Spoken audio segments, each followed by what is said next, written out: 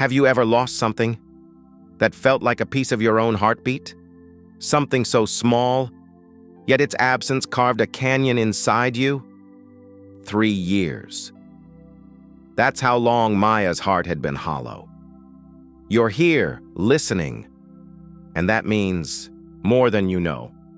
If you feel safe in these stories, your one subscribe helps me keep this quiet little corner alive. Thank you for being part of this peaceful world. October 12th, 2021. Rain lashed against the windows of Maya's apartment. Relentless, cold drumming. Outside, Brooklyn huddled under bruised skies, streetlights smearing gold across wet pavement. Inside, the air smelled of dust and the ghost of lavender-scented candles, burnt down to stubs long ago. Maya sat cross-legged on the floor, surrounded by half-filled cardboard boxes. She was leaving. After 3 years of clinging to this place, she'd finally decided to move. The lease ended in a week. Each box she taped shut felt like burying, a hope she could no longer afford to carry. 3 years earlier, almost to the day, Luna had slipped out, just vanished. A gray and white storm cloud of fur, with eyes like molten amber. Maya had left the window cracked for fresh air while she showered. 5 minutes. That's all it took. When she stepped out, towel wrapped tight, Luna was gone. No scuffle, no cry, just silence, and the chill of the autumn draft seeping into her bones. Luna wasn't just a cat. She was the quiet witness to Maya's loneliness after the divorce, the soft weight that curled against her hip. On nights when the silence screamed, Luna had this habit, this tiny, heart-cracking habit. She'd press her forehead firmly against Maya's cheek and hold it there, breathing softly, like she was transferring calm directly into Maya's skin, and the sound she made, not quite a purr, more like a low, rumbling hum, like a distant thunderstorm, felt more than heard. She'd had a scar, too, a tiny silver crescent moon hidden in the fur above her left paw. From a kittenhood scrape, with a rogue garden fence, Maya would trace it, while Luna slept, a secret badge of resilience. Now, the apartment echoed. No soft thud of paws jumping off the bed, no impatient chirp at breakfast time, just the drip of the kitchen faucet, and the sigh of the radiator. Maya's friends said the gentle things. She was probably found by a lovely family. Sometimes cats just wander off. But guilt was a vine, wrapping tighter around Maya's ribs. With every passing season, that cracked window, that 5-minute shower, felt like crimes etched into her skin.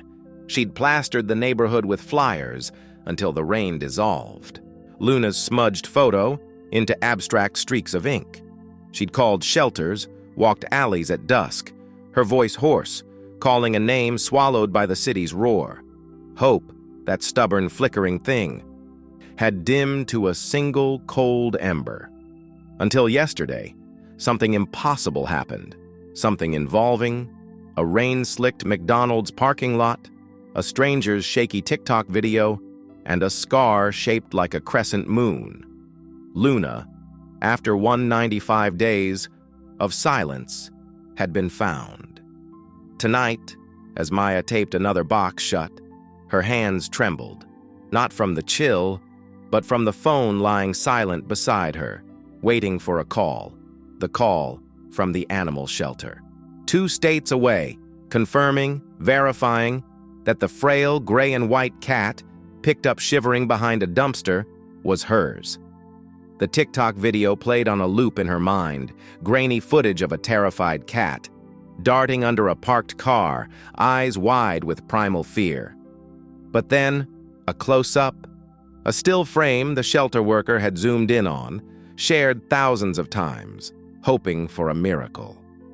The scar, that tiny silver moon, visible, even through the grime. Maya picked up a worn catnip mouse from the floor. Bright green, faded too. Gray, Luna's favorite. It still held the faint, dusty scent of vanished joy. She pressed it to her nose, closed her eyes. Rain tapped its insistent rhythm. The radiator hissed. Somewhere deep inside, beneath the layers of grief and the terrifying weight of maybe, a quiet shift began, a tiny tremor, like the first green shoot, breaking through frozen earth.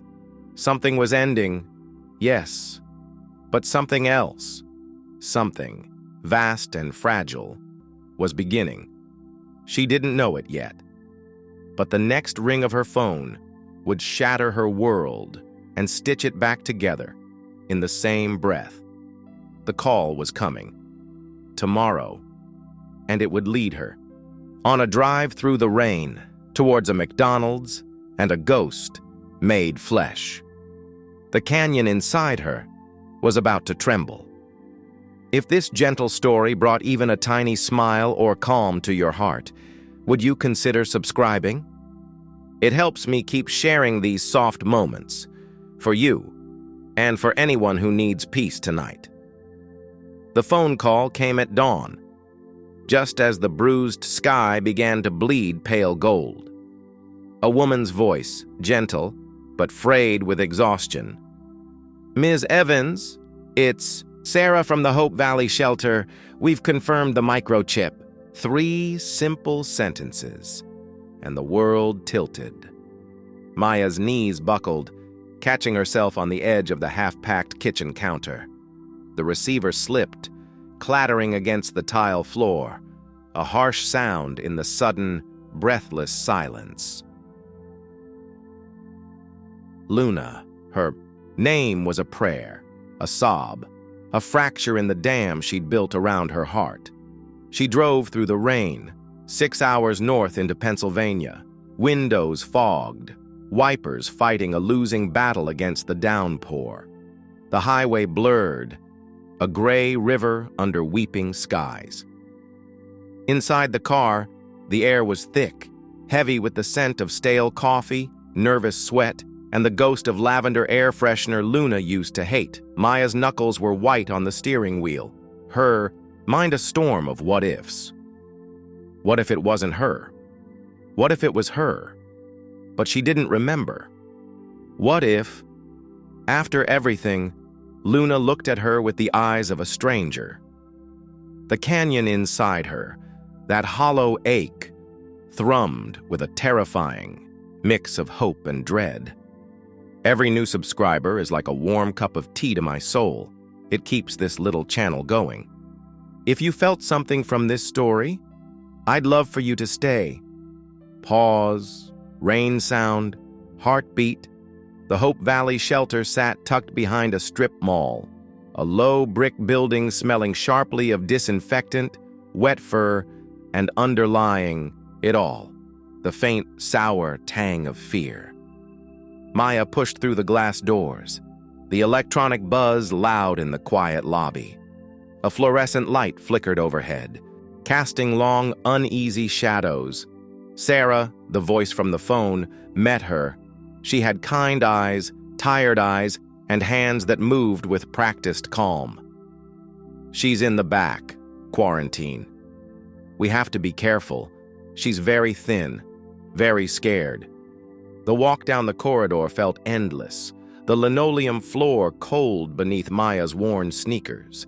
The air grew denser, filled with the sounds of muffled barks, the clatter of metal food bowls, and the low, plaintive cries of unseen cats. Maya's own breath hitched, shallow and quick.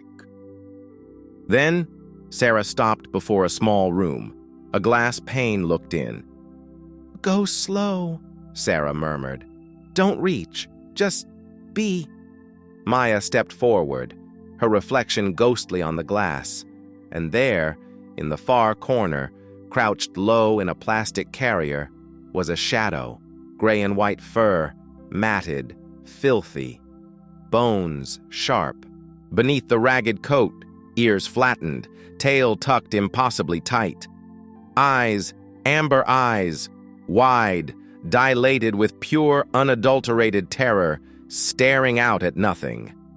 Maya pressed a hand to the cold glass, her heart hammering against her ribs like a trapped bird. Luna? It couldn't be. This feral creature, this trembling ghost of starvation and fear, bore no resemblance to the plump, confident cat who used to rule their sunlit apartment, demanding breakfast with imperious chirps. The scar, yes, she could. Just make out the faint silver crescent above the left front paw, barely visible through the grime. But the cat, the spirit, was buried deep. Gone. Sarah opened the door softly. She won't come out. We've tried, barely touches her food. Maya stepped inside, the door clicking shut behind her. The room was small, bare, a sink, a metal table, the carrier, and a shallow dish of wet food, untouched, congealing near the door. The smell was stronger here, disinfectant, urine, and something else. The raw, metallic scent of deep, unhealed fear. Maya lowered herself slowly, to the floor, a few feet from the carrier. She folded her legs, resting her back against the cool wall. She didn't look directly at the shadow in the carrier. She remembered, years ago, when Luna was a skittish kitten rescued from under a porch, how she'd had to sit still for hours, just being, until curiosity outweighed fear. "Hey," Maya whispered, her voice thick, unrecognizable even to herself. "Hey, sweet girl." Silence, not even a flicker from the carrier, just the frantic drumming of Maya's own pulse in her ears. Minutes stretched, thin, taut. Rain lashed the small, high window. A dog barked distantly. Maya focused on her breathing, in, out, trying to project calm she didn't feel. She thought of the lavender candles Luna hated, the worn spot on the couch where she'd need biscuits, the ridiculous way she'd chase the red dot, slipping on the hardwood floor. The memories were sharp, painful, a counterpoint to the broken creature before her. What did they do to you? The question was a knife twist. 3 years, 3 winters, 3 summers, alone, scavenging, running, fear as a constant companion. The guilt, that old vine, squeezed tighter. I left the window open. She didn't know how long she sat there, still as stone. Her legs cramped. The fluorescent light hummed. Then, a movement, so slight, she almost missed it. A shift in the darkness of the carrier, one amber eye, no longer staring blankly, but focusing on her. Maya held her breath. The eye blinked, slowly, once, twice. It wasn't recognition, not yet. Was assessment, curiosity, peeking through the terror.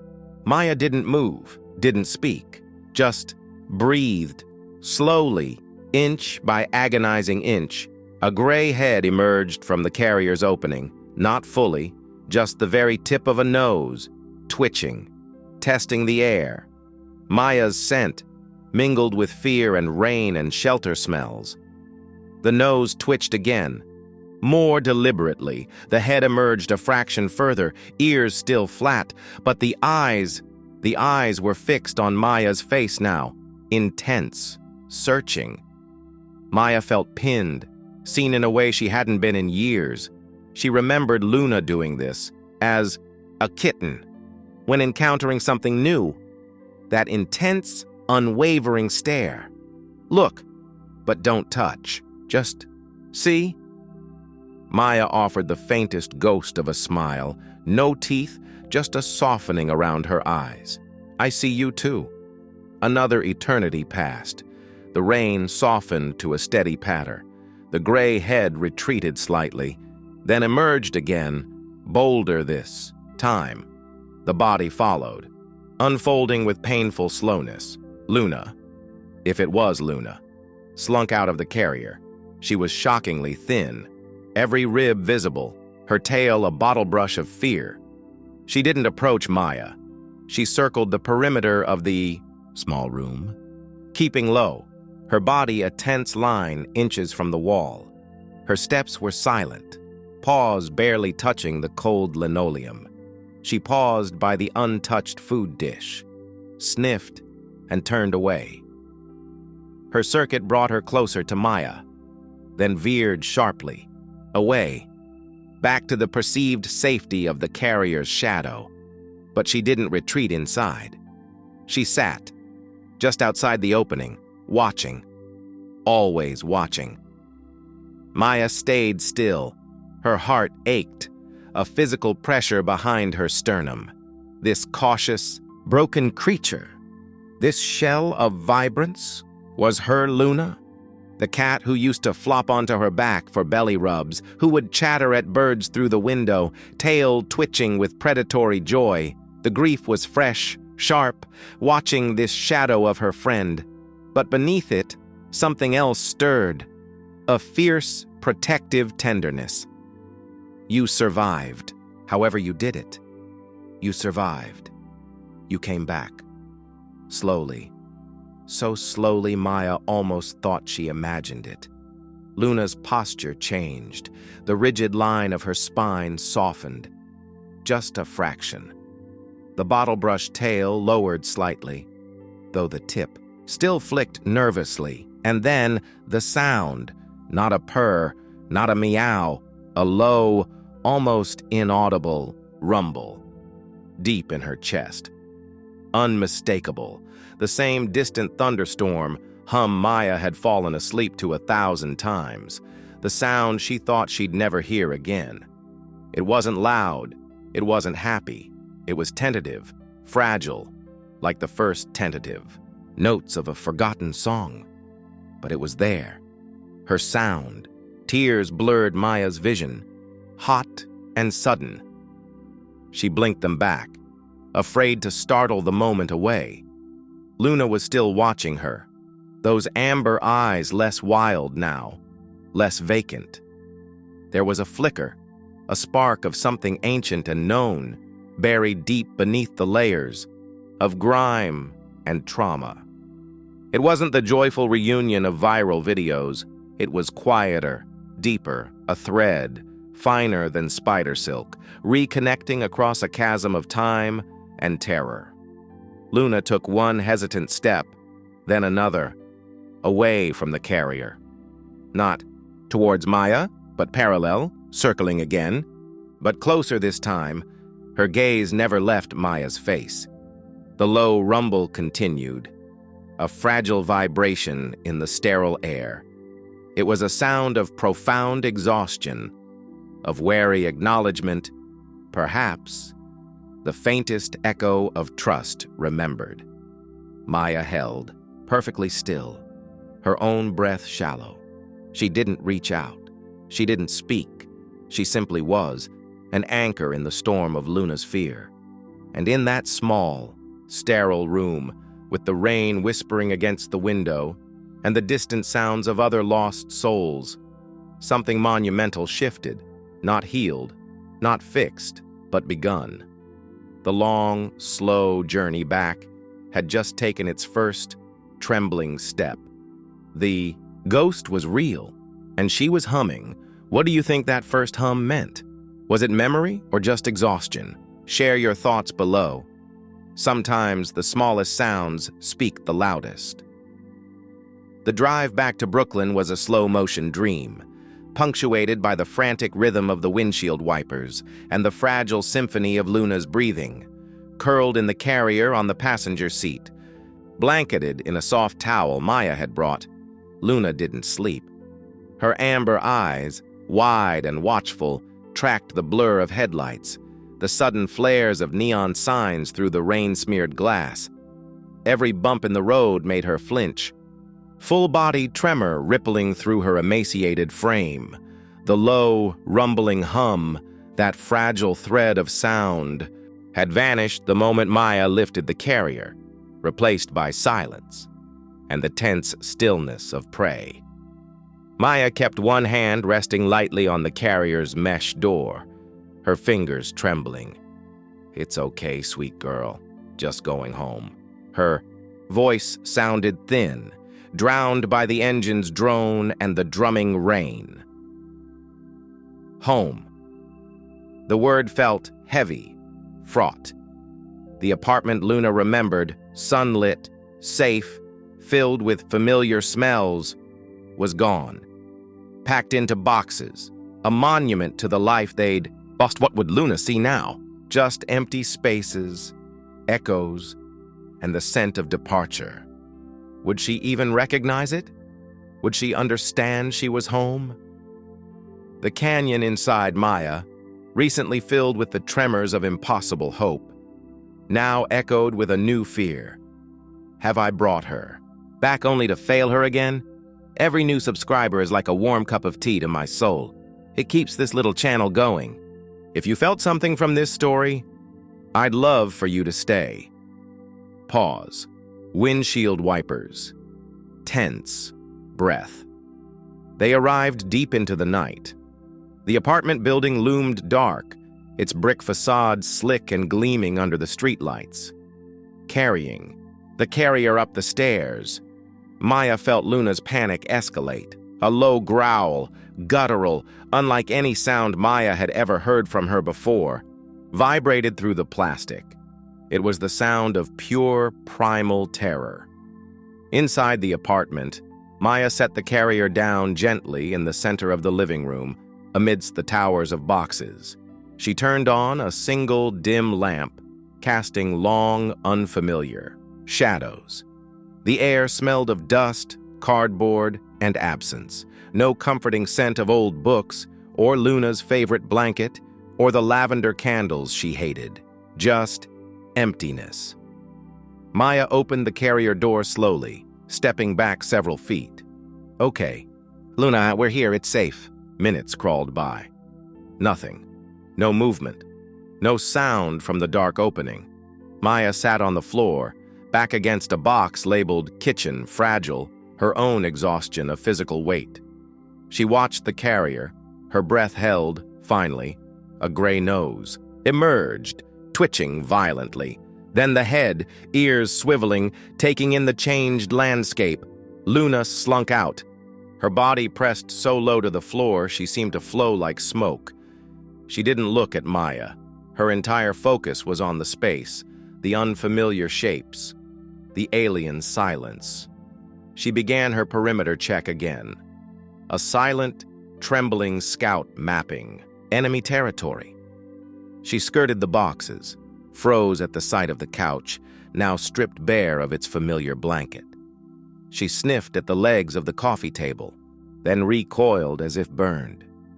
Maya stayed perfectly still, a statue of hope and dread. She watched Luna circle the room twice, her movements jerky, nervous. Then, Luna stopped. She stared at the far wall, the one where Maya's bookshelf used to stand. Now it was just blank wall, marked only by faint dust outlines where the shelves had been.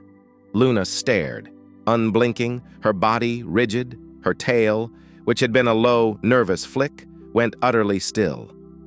A low sound began, not a growl this time, but a thin, wavering whine rising from deep in her chest. It was a sound of profound distress, utterly alien to the cat Maya knew. Maya's breath caught. "Luna, what is it, baby?" Slowly, trembling, Luna approached the blank wall, not cautiously, but with a strange, desperate intensity. She lifted a frail front paw, the one bearing the silver crescent scar, and scratched. Not playfully, not like she used to scratch. Her post. This was frantic, desperate, claws scraping uselessly against the smooth plaster. A dry, rasping sound that set Maya's teeth on edge. Scritch, scritch, scritch, over and over. Luna ignored Maya's soft calls, ignored the carrier, ignored the untouched bowl of high-calorie recovery food Maya had placed nearby. Her entire world narrowed to that patch of wall. Her whine grew louder, more distressed, tinged with a heartbreaking note of confusion. of searching. Maya's heart pounded. What was she seeing? What memory was trapped behind that plaster? Was it the ghost of the bookshelf? A scent only she could detect, or something deeper, darker, a phantom only trauma could conjure? The vine of guilt tightened around Maya's ribs. 3 years. What horrors did that wall represent for her? A hiding place? A trap? She remembered Sarah's words at the shelter. She was found behind a dumpster, terrified, wouldn't come out for hours. Was this wall, in its blankness, echoing that dumpster? A place to hide, to scratch her way out? Maya approached slowly, kneeling a few feet away. "Luna, sweetheart, it's just a wall. There's nothing there." Luna didn't turn. The frantic scratching continued, her claws now leaving faint, desperate streaks on the paint. That thin, distressed whine sliced through the quiet apartment. A sound more unnerving than any yowl. It spoke of a mind fractured, lost in a labyrinth of fear Maya couldn't see. The next day was worse. Luna retreated, not to the carrier, but under the stripped couch, a dark, dusty cave barely high enough for her thin body. She refused to come out. She refused the food, the water, the gentle coaxing. Maya tried everything, warming the food to release more scent, offering tuna water, the ultimate bribe Luna could never resist, placing the food bowl just outside the couch's shadow. Nothing. Luna stayed curled, a tight gray ball of misery, her eyes wide slits of amber, watching Maya's every move with unwavering suspicion. Only at night, in the suffocating dark, would the scratching start again. Not on the wall this time, but on the underside of the couch frame itself. A relentless, maddening scritch, scritch, scritch that echoed through the empty apartment. Maya lay awake on her mattress on the floor, tears soaking her pillow, listening to the sound of her cat's unraveling mind. Hope curdled into a sickening dread. She'd gotten Luna back, only to find a ghost trapped in a broken body, haunted by demons Maya couldn't comprehend. The breaking point came on the 3rd morning. Maya woke to silence. No scratching, a different kind of fear seized her. She crawled to the edge of the couch, peered into the gloom. Luna was still there, curled, tight. But her breathing was shallow, rapid. Her sides heaved, and beside her, the bowl of tuna water, untouched. But something else caught Maya's eye, a small, dark stain on the towel Maya had placed under the couch for her. Blood. Just a few. Drops, bright crimson against the pale gray. Maya's breath stopped. Luna lifted her head weakly, her gaze meeting Maya's. In those amber depths, beyond the fear, beyond the confusion, was a glimmer of something else. A profound, utter exhaustion. Silent plea. Help me. I don't know who needs to hear this, but if you're listening alone tonight, know I made this story for you. Subscribe if you want more comfort like this. Panic, cold and sharp, replaced the dread. This wasn't just trauma. This was something physical, something wrong. Maya remembered the shelter vet's rushed examination, the diagnosis of severe malnutrition and stress, the advice to give her time and quiet, but the blood, the refusal to eat, the labored breathing. This was more. This was critical. The vine of guilt became a noose. She's been suffering, and I was just sitting here, listening to her scratch. Maya reached under the couch slowly, her voice trembling but firm. "Okay, Luna. Okay, we're going. We're getting help." Luna didn't fight as Maya gently, oh so gently, scooped her brittle body into her arms. She felt terrifyingly light, a bundle of fragile bones and matted fur. Her head lolled against Maya's chest, a weak sigh escaping her. That sigh, a sound of utter surrender, broke Maya wide open. The emergency vet clinic was a blur of harsh lights, sterile smells, and hushed urgency. Maya sat in a cold plastic chair, Luna's carrier on her lap, staring at the bloodstain on her sweatshirt. The frantic scratching, the haunted wall, the terrified eyes. It all crystallized into a single terrifying realization. Luna wasn't just traumatized. She was sick, desperately sick, and whatever was wrong, it had been screaming at Maya through those desperate behaviors. And she hadn't understood. The wall, the dumpster, the scratching, were they symptoms? Not just memories? Had Luna been trying to tell her, in the only way she could? The vet, a young woman with kind eyes shadowed by fatigue, emerged. Too soon. Her expression was grave. "Ms. Evans, we've stabilized her, but she's critical. Severe dehydration, dangerously low blood sugar, and we found something else." She held up a digital tablet, showing an X-ray image. Maya's eyes struggled to make sense of the ghostly shapes. "Her liver," the vet pointed. "It's significantly enlarged, inflamed. And her pancreas, see this shadowing? We suspect triaditis, a nasty combination of liver, pancreas, and intestinal inflammation. It's common in cats, often triggered by extreme stress or underlying disease, and it makes them feel absolutely wretched, nauseous, painful, terrified. No wonder she wouldn't eat or hid or acted so strangely.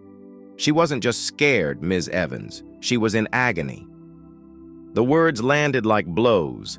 Agony, critical triaditis. The sterile air vanished. Maya was back in the shelter's quarantine room, watching Luna circle, confused by her refusal to eat. Back in her apartment, listening to the frantic scratching, misinterpreting terror for trauma. While all along, Luna had been silently screaming in pain. The guilt wasn't a vine anymore. It was a canyon, yawning wide and dark, swallowing her whole. She'd brought her cat home and missed the cries for help. The reunion wasn't ending in quiet healing, but in the cold, fluorescent glare of an ER, with the fragile thread of Luna's life hanging by a medical IV, and the devastating knowledge that the ghost in the parking lot, the ghost in her apartment, had been suffering far more deeply than Maya could have imagined. The storm wasn't over. It was just changing direction, and they were both adrift in its path. Have you ever missed the signs that your pet was sick? That moment of realization, it cuts deep. Share your story below if you feel safe to. You're not alone. The fluorescent lights hummed. A high-pitched whine that drilled into Maya's skull. The smell, antiseptic and something vaguely sweet, like decay masked by bleach, clung to the back of her throat.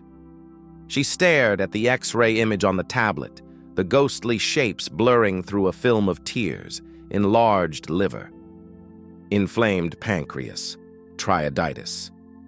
Words like stones, dropping into the dark well of her guilt. Agony. The vet's voice echoed, gentle but relentless. She wasn't just scared, Ms. Evans, she was in agony. Every time someone subscribes, it's like another little light turns on in this peaceful corner of YouTube. If this story touched you tonight, please stay with me. I'd love to share more soft, sleepy cat tales with you. Pause. The sterile hum. A shaky inhale. Maya's legs gave way.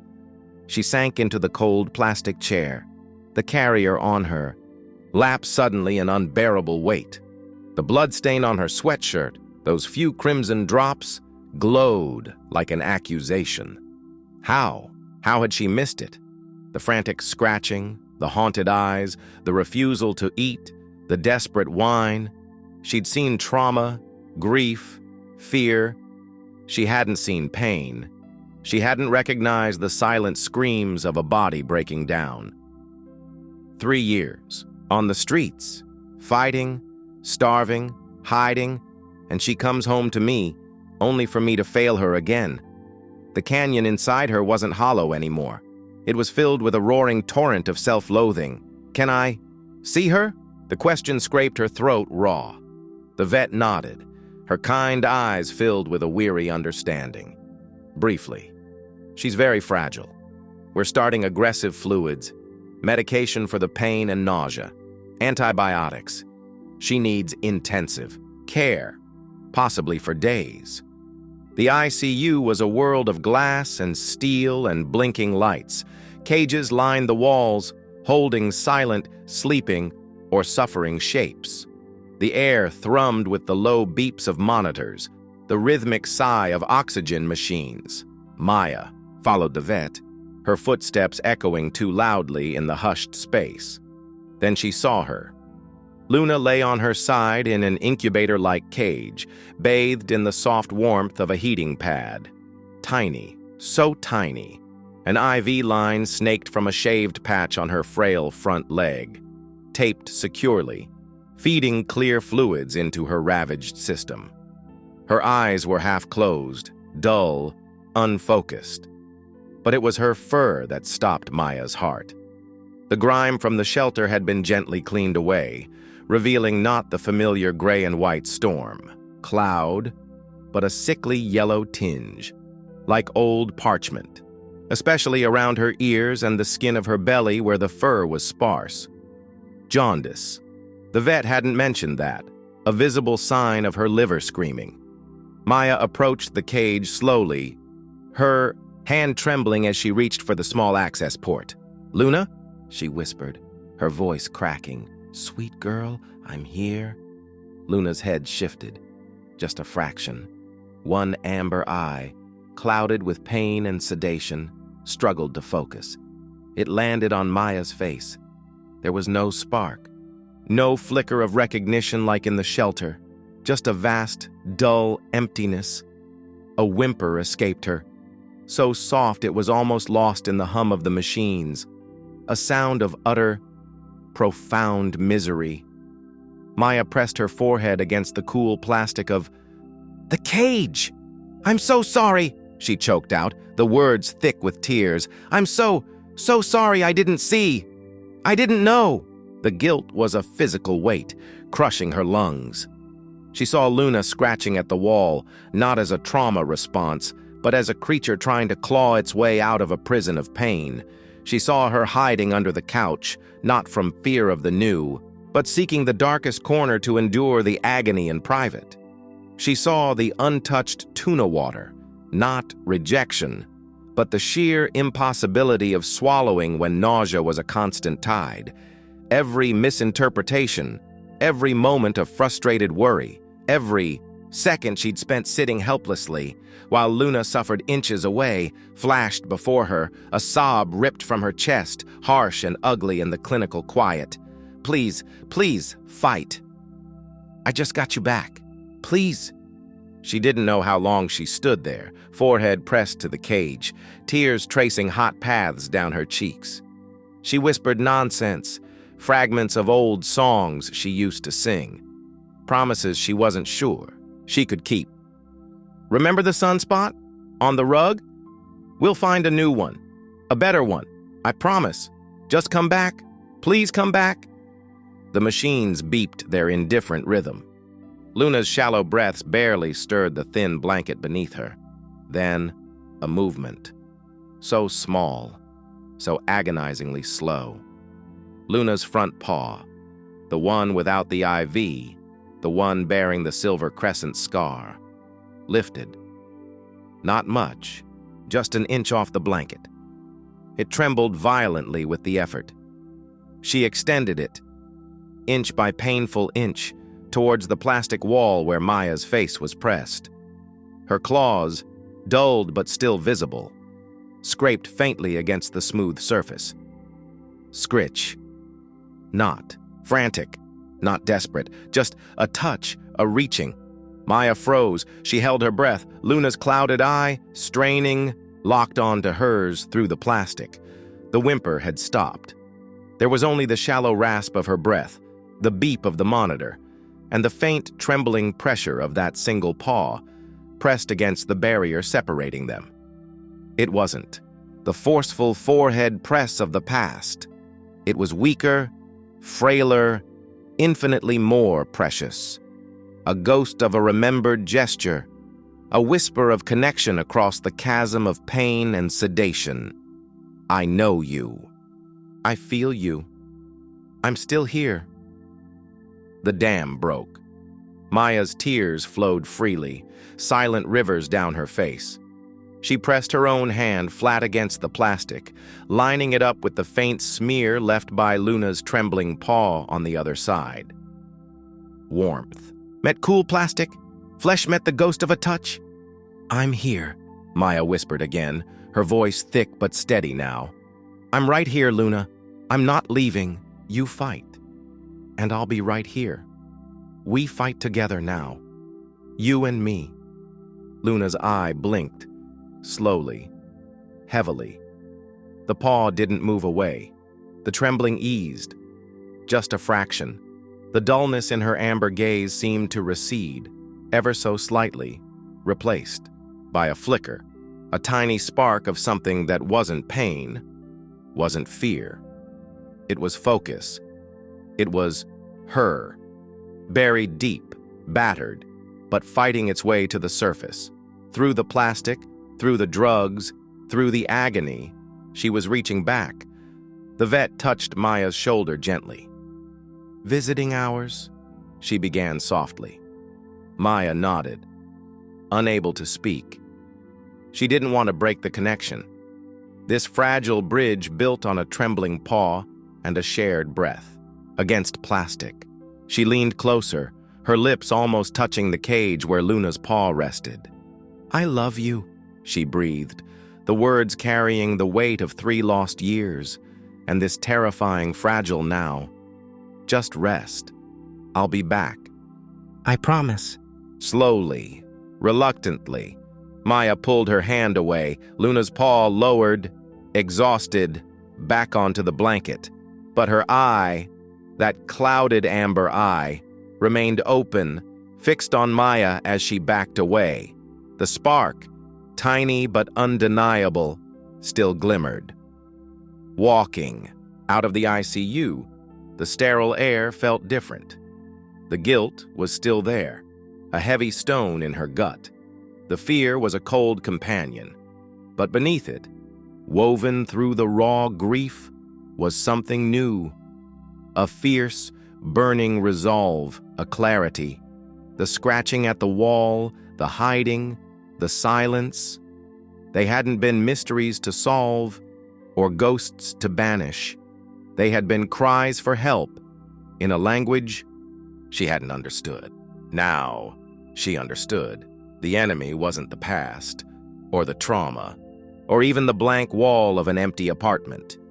The enemy was the sickness raging inside Luna's fragile body, and Maya, finally, knew where to aim her love. Not just at soothing fear, but at fighting this. With fluids, medication, endless patience, and the unshakable promise echoed in a trembling paw pressed against plastic. You and me. The breaking point wasn't the diagnosis, or the blood, or even the sight of Luna in the cage. It was that touch, that fragile, desperate, miraculous touch. It shattered the helplessness. It forged a new vow. The storm hadn't passed. It raged around a tiny cage in a sterile room. But for the first time since the McDonald's parking lot, Maya wasn't lost in it. She had her bearing. She had her battle line. She had her cat, buried under layers of pain, but still reaching for her. The reunion wasn't over. It had just entered its fiercest, most sacred phase. The fight. Back. That moment when touch becomes a lifeline. Has there been a time your pet reached for you in their darkest hour? Share below if you'd like. Those quiet connections live forever in our bones. The drive home from the emergency clinic that night was a journey through a hollowed-out world. Rain still fell. but it felt different now. Not cleansing, just cold, endless. The passenger seat, where Luna's carrier had been, was a gaping void. Maya clutched the steering wheel, her knuckles bone white, the phantom weight of Luna's fragile body still imprinted on her arms, the ghostly pressure of that trembling paw against the plastic cage wall burning on her palm. The vet's words echoed in the silence, a grim mantra, critical. Aggressive treatment, touch and go, prepare yourself. The canyon inside her wasn't just filled with guilt anymore, it was flooded with a cold, paralyzing terror. Prepare yourself. For what? For losing her. Again, just days after finding her? The cruelty of it stole her breath. The apartment felt colder, emptier than ever before. The boxes loomed like tombstones. The scratch marks on the wall, faint but undeniable, glowed in the dim light from the hallway. A monument to suffering she'd misinterpreted. Maya sank to the floor beside that wall, her back against the cold plaster. She pulled her knees to her chest, wrapped her arms around them, and finally let the dam break completely.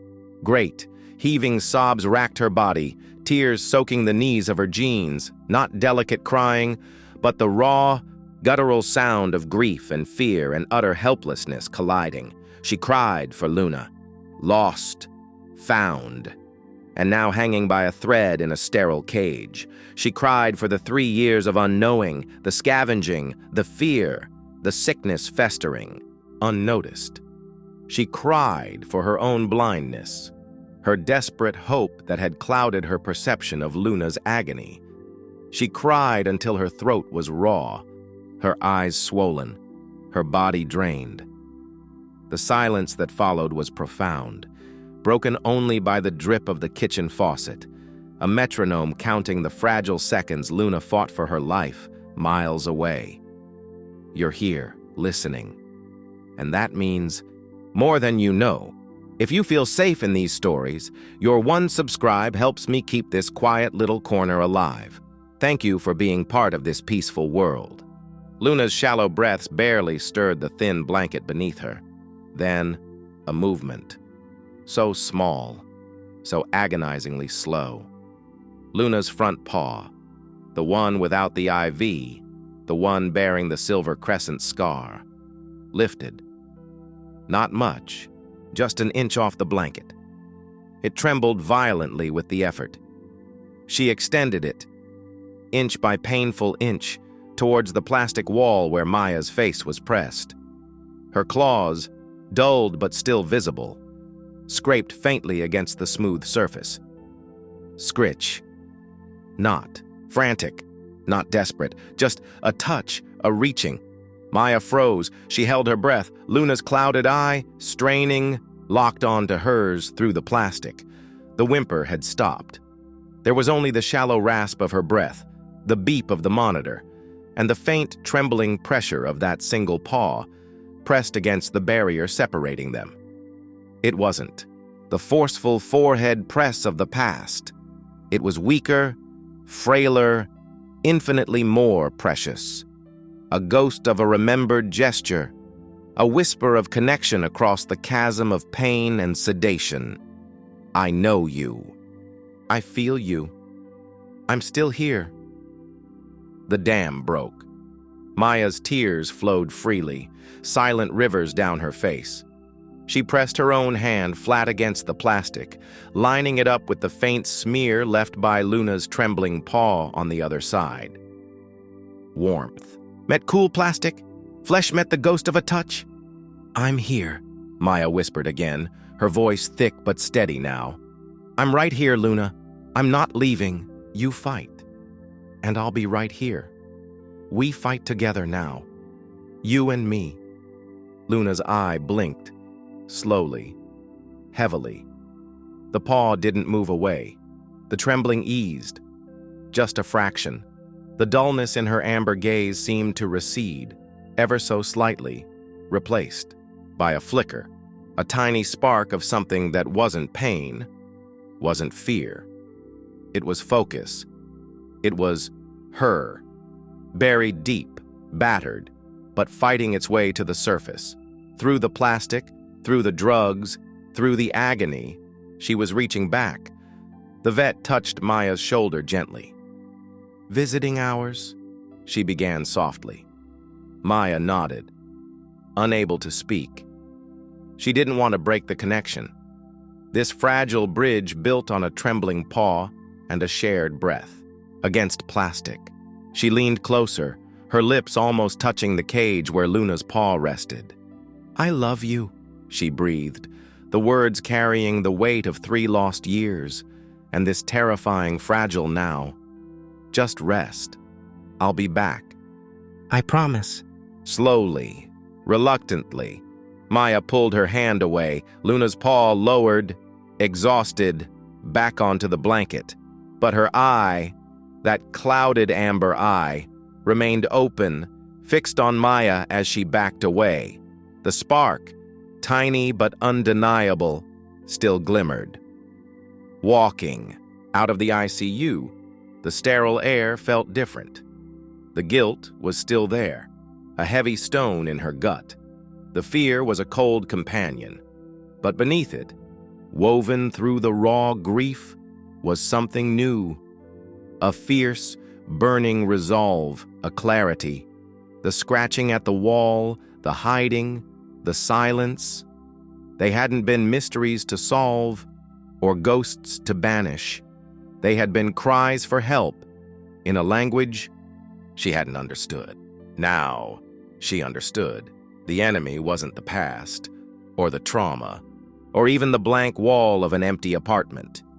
The enemy was the sickness raging inside Luna's fragile body, and Maya, finally, knew where to aim her love. Not just at soothing fear, but at fighting this. With fluids, medication, endless patience, and the unshakable promise echoed in a trembling paw pressed against plastic. "You and me." The breaking point wasn't the diagnosis, or the blood, or even the sight of Luna in the cage. It was that touch, that fragile, desperate, miraculous touch. It shattered the helplessness. It forged a new vow. The storm hadn't passed. It raged around a tiny cage in a sterile room. But for the first time since the McDonald's parking lot, Maya wasn't lost in it. She had her bearing. She had her battle line. She had her cat, buried under layers of pain, but still reaching for her. The reunion wasn't over. It had just entered its fiercest, most sacred phase. The fight. Back. That moment when touch becomes a lifeline. Has there been a time your pet reached for you in their darkest hour? Share below if you'd like. Those quiet connections live forever in our bones. The drive home from the emergency clinic that night was a journey through a hollowed-out world. Rain still fell, but it felt different now. Not cleansing, just cold, endless. The passenger seat, where Luna's carrier had been, was a gaping void. Maya clutched the steering wheel, her knuckles bone white, the phantom weight of Luna's fragile body, still imprinted on her arms, the ghostly pressure of that trembling paw against the plastic cage wall burning on her palm. The vet's words echoed in the silence, a grim mantra, critical. Aggressive treatment, touch and go, prepare yourself. The canyon inside her wasn't just filled with guilt anymore, it was flooded with a cold, paralyzing terror. Prepare yourself. For what? For losing her. Again, just days after finding her? The cruelty of it stole her breath. The apartment felt colder, emptier than ever before. The boxes loomed like tombstones. The scratch marks on the wall, faint but undeniable, glowed in the dim light from the hallway. A monument to suffering she'd misinterpreted. Maya sank to the floor beside that wall. Her back against the cold plaster, she pulled her knees to her chest, wrapped her arms around them, and finally let the dam break completely. Great, heaving sobs racked her body, tears soaking the knees of her jeans, not delicate crying, but the raw, guttural sound of grief and fear and utter helplessness colliding. She cried for Luna, lost, found, and now hanging by a thread in a sterile cage. She cried for the 3 years of unknowing, the scavenging, the fear, the sickness festering, unnoticed. She cried for her own blindness, her desperate hope that had clouded her perception of Luna's agony. She cried until her throat was raw, her eyes swollen, her body drained. The silence that followed was profound, broken only by the drip of the kitchen faucet, a metronome counting the fragile seconds Luna fought for her life miles away. You're here, listening. And that means more than you know. If you feel safe in these stories, your one subscribe helps me keep this quiet little corner alive. Thank you for being part of this peaceful world. Maya unpacked a single box. Not the kitchen stuff, not her clothes, Luna's things, the worn blanket she used to knead, the catnip mouse, now placed gently near the heated bed, the window perch, set up in a patch of weak afternoon sun. Luna watched these proceedings with sleepy interest. Her recovery a slow, steady unfurling, she began to eat more, gaining ounces, not pounds, but gaining. She started exploring, tentative steps around the cleared space, sniffing the unpacked blanket. Ignoring the catnip mouse for now, she began spending time on the window perch, watching the world outside, not with predatory intensity, but with a calm, distant curiosity. The frantic scratching never returned. The blank wall was just a wall. One evening, a week after coming home, Maya sat on the floor beside Luna's bed, reading. The rain had finally stopped. A pale, watery moonlight filtered through the window. The apartment was quiet, peaceful. Luna was curled in her bed, awake, watching Maya. Slowly, deliberately, she stood up. She stretched, a long, slow, careful stretch that made every bone pop. Then, she took 2 wobbly steps towards Maya. She stopped, looked at her, and lowered herself, not into Maya's lap, but right beside her thigh. She curled her body there, a warm curve against Maya's leg. She rested her chin on her good front paw, the one without the bandage scar now, the silver crescent moon just visible. And then, softly, so softly, Maya felt it more than heard it at first. A vibration began, deep in Luna's chest, a low, steady, rumbling purr. Not the fragile hum of the shelter, not the absent sound of sedation. A purr, rich, resonant, a rolling thunderstorm of contentment, rising from a core of hard-won peace. Maya froze, the book forgotten in her hands. Tears pricked her eyes again, but they were warm tears, tears of completion. She slowly, so slowly, lowered her hand. She didn't reach to pet, not yet. She simply rested her fingertips lightly on Luna's back, feeling the powerful vibration thrumming beneath, the soft fur. The connection was no longer a thread, or a bridge, or a trembling paw against plastic. It was solid ground, warm, alive, humming with the simple, profound truth of being here, together. The storm hadn't just passed. They had found shelter within it, and in the quiet aftermath, listening to the rumble of a purr she thought she'd never hear again. Maya knew. The choice wasn't about moving or staying anymore. It was about rebuilding. Right here, around this fragile, miraculous, purring heart. The canyon wasn't gone, but it was finally being filled with light. That first purr after illness, it's like hearing your favorite song again after years of silence. What's the sound that tells you your pet is truly content? Share your moment below. These quiet victories deserve to be celebrated. The purr became their new heartbeat, Weeks unfolded like slow, sun-drenched pages, each day inked with small miracles. Luna gained weight, ounce by precious ounce, her ribs no longer stark ridges beneath soft fur. Her coat, once dull and jaundiced, regained its storm cloud sheen, gray and white, swirling like marble. The window perch became her throne again, where she'd bask in thin winter sunlight, amber eyes half closed, watching sparrows with detached curiosity. No frantic chattering, just peaceful observation. The ghost had fully receded. Maya unpacked the apartment, box by box, but not to recreate the past. She built a sanctuary for the now. Luna's recovery corner remained. The heated bed now joined by her old fleece blanket, washed soft. The catnip mouse, ignored for weeks, suddenly reappeared one morning, gripped in Luna's teeth, dragged triumphantly to the center of the living room rug. A tiny declaration. I remember joy. Maya had cried, then laughed. The sound startlingly bright in the quiet space.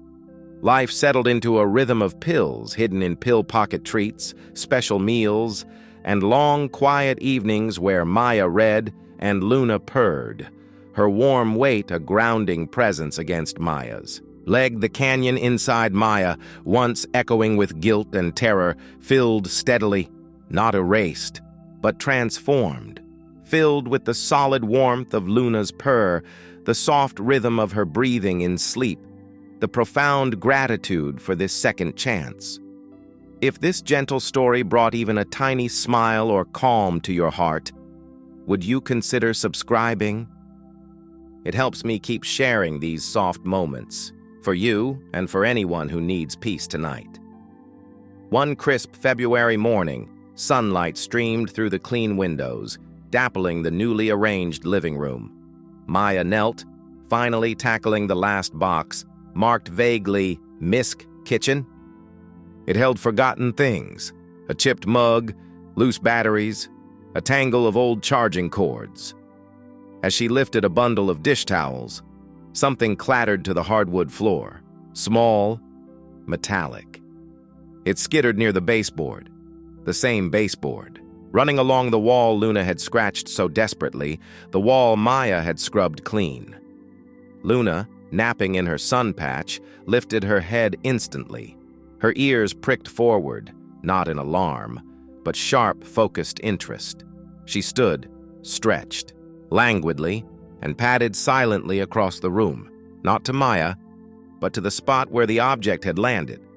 She sniffed, delicately, intently, her tail held high with quiet curiosity. Then, unexpectedly, she sat, right there, staring at the baseboard, not scratching, just watching, as if waiting. Maya frowned. What is it, sweet girl? She crawled over, reaching for the fallen object. Her fingers closed around cool metal, a small loop, attached to something flat and smooth. She pulled it from the shadow of the baseboard. Dust motes danced in the sunlight as she held it up. A cat collar, faded blue nylon, worn thin in places.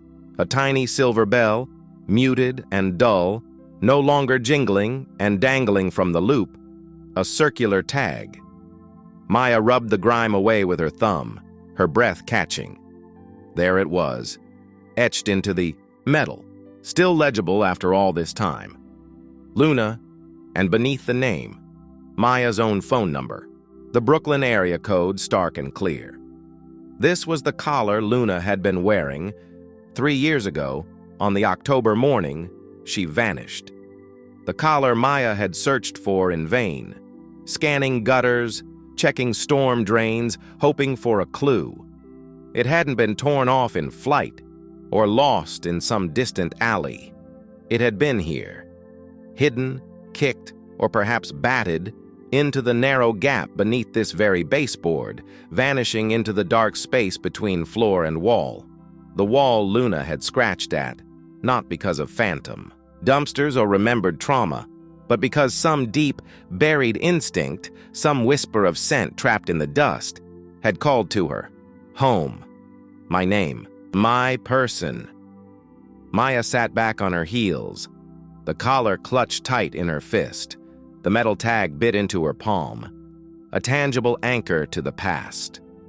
She looked at Luna, who still sat serenely by the baseboard, watching her.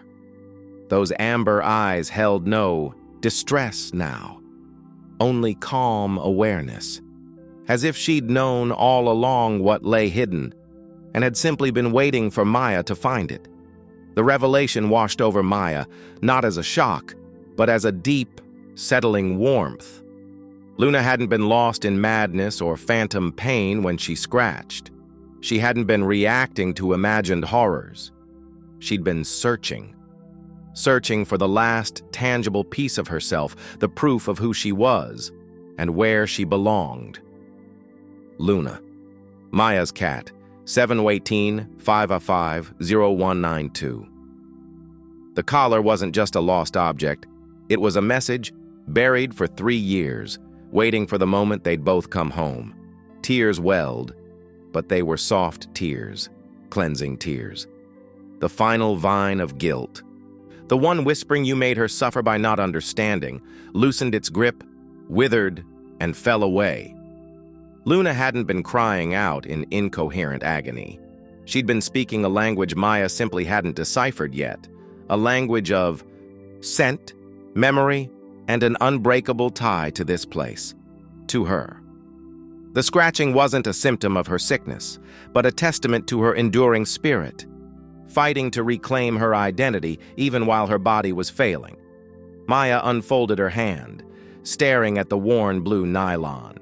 She remembered buying it, choosing blue to match Luna's eyes, though they were amber. Remembered the struggle to buckle it the first time. Luna flopping dramatically as if weighed down by chains. Remembered the tiny jingle that announced her presence through the apartment, the sound of home. Luna stood, stretched again, and walked calmly to Maya. She didn't sniff the collar. She didn't need to. She butted her head gently, firmly, against Maya's knee. The familiar forehead press, transferring calm. It's okay. I'm here. We're here. Maya scooped her up, ignoring the lingering fragility, cradling her like the miracle she was. She buried her face in Luna's fur, inhaling the scent of safety, of now. Then, gently, she held the collar near Luna's neck, not to put it back on, never again, but to show her. Look, sweet girl, look what you found, look what you remembered. Luna blinked slowly, deliberately, her purr rumbling back to life. A deep vibration against Maya's chest. She nudged the collar with her nose, once, then rested her head on Maya's shoulder. Job done. Message received.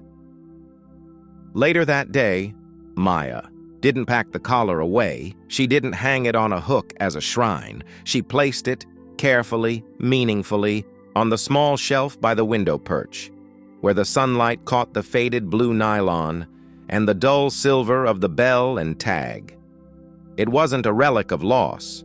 It was a monument to return, to the incredible winding journey that had led Luna back, through alleys and dumpsters and parking lots, through sickness and despair, guided by some invisible thread, some stubborn pulse of memory that ultimately led her to scratch at a wall in the home she'd never truly forgotten, and to lead Maya, not just to her cat, but to the final, quiet release of the guilt she'd carried for 3 long years. That night, as Luna curled into her familiar spot against Maya's hip, her purr a steady lullaby, Maya stared at the shelf. The moonlight touched the collar, making the engraved name gleam faintly. Luna. Not just a name on a tag anymore, a story.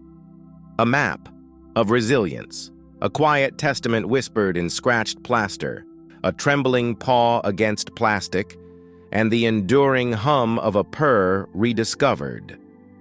The gift wasn't just the collar, it was the understanding. Some bonds aren't broken by time, or distance, or even suffering. They simply go quiet, waiting, hidden, like a secret beneath a baseboard, until the moment you both come home and remember how to listen. What's the one object that holds the whole story of your pet for you? A worn toy? A faded photo? Share it below. Sometimes the smallest things carry the deepest echoes of love. Spring arrived in Brooklyn not with a fanfare, but with a slow, persistent sigh. Winter's icy grip loosened, replaced by a damp, hopeful warmth that coaxed buds onto skeletal trees and painted the grimy sidewalks with pale, tentative sunlight. Inside the apartment, now truly a home again, the air smelled different. Not dust and departure, but the faint green scent of a potted fern Maya had placed on the windowsill, the comforting aroma of coffee brewing, and the clean, warm smell of Luna curled like a living comma in her favorite sun patch. The boxes were gone. The walls held art again, not just the ghostly outlines of shelves. The blank wall, the one Luna had scratched with such desperate, misunderstood purpose, now held a simple framed photograph, Maya and Luna, taken just last week. Luna sat regally on Maya's lap, her storm cloud fur gleaming, her amber eyes clear and calm, gazing not at the camera, but up at Maya's face with a look of profound, quiet belonging. No trace of the parking lot ghost remained. Only this solid, purring reality. You're here, listening, and that means more than you know. If you feel safe in these stories, your one subscribe helps me keep this quiet little corner alive. Thank you for being part of this peaceful world. The final vet visit felt like a pilgrimage, not to a place of fear, but of affirmation. Luna rode in her carrier, not huddled in terror, but sitting upright, watching the world pass with serene interest, occasionally letting out a soft, inquisitive merp. In the bright, clean exam room, Dr. Evans, the ER vet who had delivered the grim diagnosis, beamed. Her hands moved over Luna with gentle expertise, palpating the now well-padded ribs, listening to the strong, steady heartbeat, checking the clear, bright eyes. She scanned the microchip, a final, redundant confirmation that still made Maya's breath catch. Beep. Luna Evans. The name glowed on the screen. Dr. Evans straightened, her smile wide and genuine. Ms. Evans, she's perfect. Liver values normal. Weight ideal. Coat gorgeous. Energy levels, well, she chuckled as Luna gently batted at the stethoscope dangling near her nose. Clearly restored. She's officially graduated from critical care. The words landed softly, like petals settling on still water. Not a dramatic pronouncement, but a quiet sealing of the miracle. The battle was truly won. The ghost was not just gone, but replaced by vibrant, undeniable life. Maya reached out, not needing permission anymore, and ran her fingers down Luna's back. The answering purr, deep and resonant, vibrated through her fingertips, up her arm, settling warmly around her heart. We did it. You did it. Walking home, carrier in one hand, Luna's clean bill of health clutched like a treasure in the other, Maya didn't feel the frantic elation of the parking lot discovery. This was deeper, a slow, steady warmth, like the spring. Sun finally breaking through after a long, hard winter, it was the warmth of peace, hard-earned and infinitely precious. She stopped at the small park near their building, the one Luna used to watch from the window. She set the carrier down on a sun-warmed bench, opened the door. Luna emerged, not slinking, but stepping daintily onto the weathered wood. She sniffed the air, head high, ears swiveling to catch the chirps of sparrows, the distant laughter of children. A gentle breeze ruffled her fur. She turned, looked up at Maya, and blinked slowly, deliberately. Then, with a confidence that made Maya's throat tighten, Luna hopped down onto the sparse new grass. Not to run, not to hunt, but simply to stand. to feel the earth beneath her paws, the sun on her back, the open air, unchased, around her. She took a few careful steps, sniffed a blade of grass, then turned and looked back at Maya, as if checking in. "See? I'm okay. It's safe." Maya sat on the bench, watching this small, brave creature reclaim the world, on her own terms. It wasn't the fearless exploration of her youth. It was wiser, quieter, a testament to survival and the rediscovery of simple trust. The canyon inside Maya, once echoing with loss and guilt, was now filled to the brim with this golden, silent light, filled with the profound understanding of what it meant to be found. I don't know who needs to hear this, but if you're listening alone tonight, know I made this story for you. Subscribe if you want more comfort like this. Later that week, Maya was scrolling through her phone. Luna, a warm weight purring on her lap. A notification popped up, a TikTok video, shared by the Hope Valley Shelter. Miracle reunion. Update. The caption read, it showed the grainy, shaky footage that started it all. The terrified gray and white cat darting under a car in the McDonald's parking lot. Then, a quick cut to a photo Sarah must have taken during Luna's recovery. Luna. In her ICU cage, the IV line visible, but her eyes clearer, looking towards the camera. And finally, the picture Maya had sent the shelter just yesterday. Luna on her window perch, sleek, healthy, gazing peacefully outside. The transformation was staggering. The comments poured in, thousands of them, crying happy tears. This is why I never lose hope. Look at her now, a queen. Faith in humanity restored, Maya read them, a soft smile touching her lips. To the world, it was a viral rescue story, a feel-good moment, proof of magic in the mundane. But Maya knew the deeper truth, the story behind the story. It wasn't just about a cat lost and found through social media. It was about the invisible threads that tether hearts across time and distance. It was about the language of suffering, spoken in frantic scratches and dull eyes, and the slow, patient work of learning to listen.